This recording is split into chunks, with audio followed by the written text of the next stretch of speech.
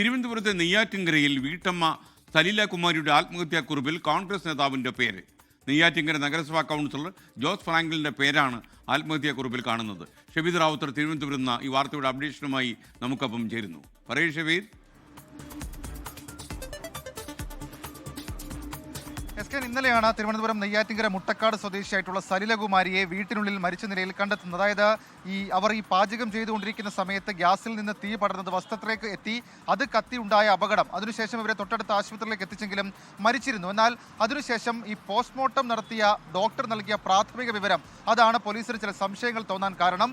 പിന്നാലെയാണ് പോസ്റ്റ്മോർട്ടം നടത്തിയ ഡോക്ടർ മണ്ണെണ്ണ ഒഴിച്ച് തീ കൊളുത്തുകയായിരുന്നു എന്നുള്ള കാര്യം പോലീസിനെ അറിയിക്കുന്നത്. തുടർന്ന് പോലീസ് വീട്ടിൽ പരിശോധന നടത്തിയപ്പോൾ ഇവരുടെ ആത്മഹത്യാക്കുറിപ്പ് കണ്ടെത്തി. ആത്മഹത്യാക്കുറിപ്പിൽ നെയ്യാറ്റിൻകര നഗരസഭാ കോൺഗ്രസിന്റെ കൗൺസിലറാണ് ജോസ് ഫ്രാങ്ക്ലിൻ എന്ന് പറയപ്പെടുന്ന ആളുടെ പേര് ആത്മഹത്യാക്കുറിപ്പിലുണ്ട് എന്നുള്ളതാണ് പോലീസ് നൽകുന്ന വിവരം. അതായത് വായ്പ നൽകാമെന്ന് പറഞ്ഞ് കബളിപ്പിച്ചു ജോസ് ഫ്രാങ്ക്ലിൻ.